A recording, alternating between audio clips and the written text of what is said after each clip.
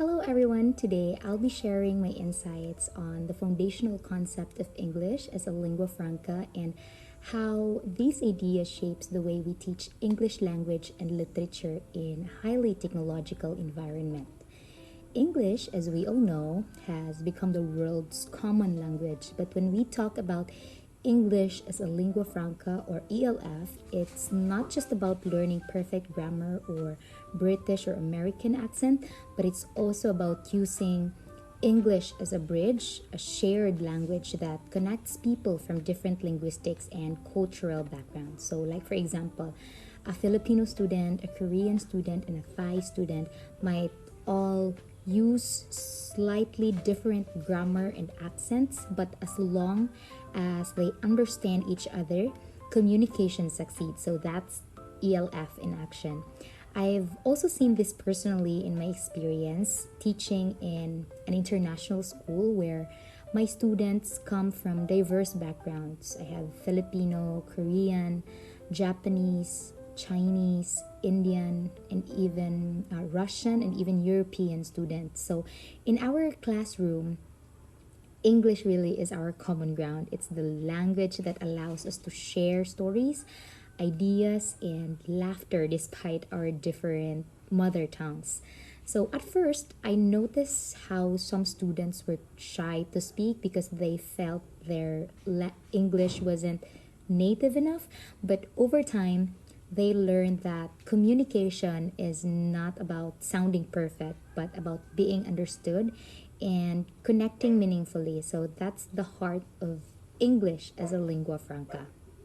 I remember a group activity where one of my Indian students who was shy about his accent because he's Indian and he said, "Teacher, my English is not perfect." Then his Filipino classmate replied, "It's okay, I understand you." So that simple exchange reminded me that English as a lingua franca isn't about perfection, it's about connection.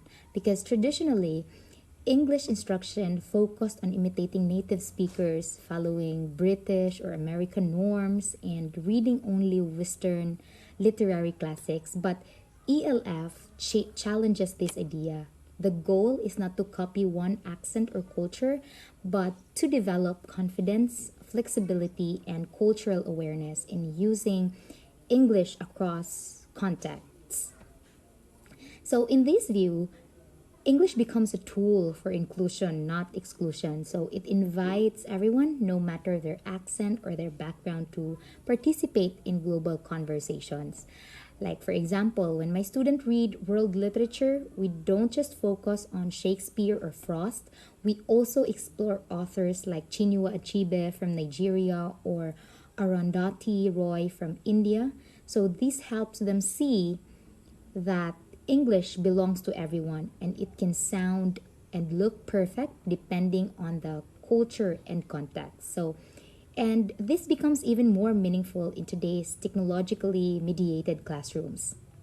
Technology exposes our students to various English every day, like on TikTok, on YouTube, online games, and other digital learning platforms. So they interact with people around the world using English in different ways. So as a teacher, I've seen how online collaboration projects and multimedia tools can highlight linguistic diversity.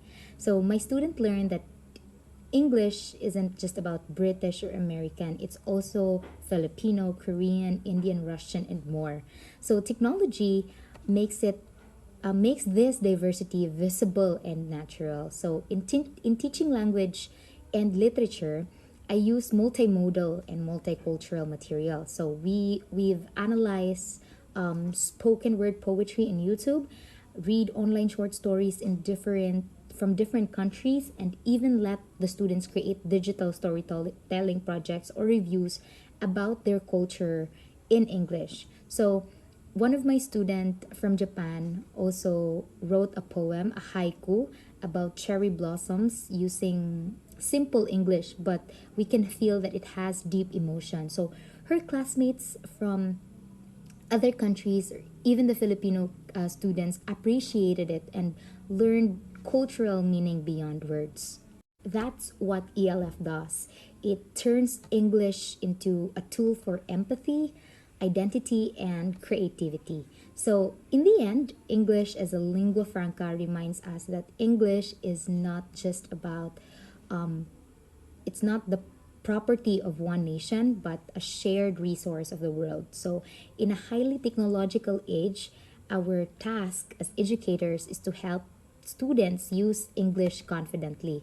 So, not just confidently, but critically and creatively. So, not to imitate, but to express who they are in the global society. And as a teacher in an international school, I see it every day. So, English is more than just a subject, it's a bridge that connects hearts, minds, and cultures. Thank you.